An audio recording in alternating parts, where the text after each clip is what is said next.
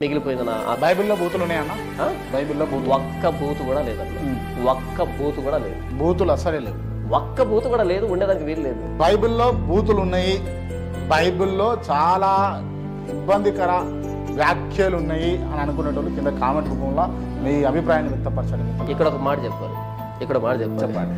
ఒకవేళ కనుక కామెంట్ చేస్తే, ఒకవేళ అది బూతు అంటే కనుక పురుషుడు చేస్తూ ఉంటే కనుక పురుషంగాన్ని కట్ చేసుకొని చేయాలి అక్కడ కామెంట్. ఎందుకంటే చిచి ఇది ఎందుకు నా శరీరంలో అని. ఒకవేళ స్త్రీలు కనుక అయితే ఆపరేషన్ చేసుకోవాలి, ఓకేనా? కాబట్టి మన శరీరం ఉండే అవయవాలకి కనుక బూతులు అయితే వాటిని తొలగించుకొని కామెంట్ చేయమని చెప్పండి.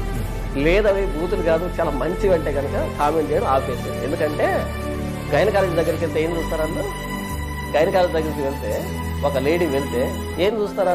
బూతులు చూస్తారా? మన శ్రీశ్రీ అనుకుంటారు, కవి ఒక మాట అన్నాడు ఏంటంటే, అది మర్మస్థానం కాదు నీ జన్మస్థానం అంటాడు. చూసే కోణంలో ఉంటుంది కదా, అది మర్మస్థానం కాదు జన్మస్థానం అని అంటాడు. కాబట్టి చూసే కోణంలో ఉంటుంది. మన శరీరం ఉండే అవయవాలు బూతులు అయితే కనుక కామెంట్ చేయమని చెప్పండి, వాటిని తొలగించుకోండి. లేదు అవి మంచివి అని అంటే కనుక కామెంట్ చేయడం ఆపేసండి. బైబిల్ బూతులు లేవు. ఆది యందు దేవుడు భూమి ఆకాశం సృజించాడు, అలాగే సృష్టిలో మానవుని చేశాడు. మానవుని చేశాడంటే ప్రతి అవయవాన్ని చేసింది ఆయనే.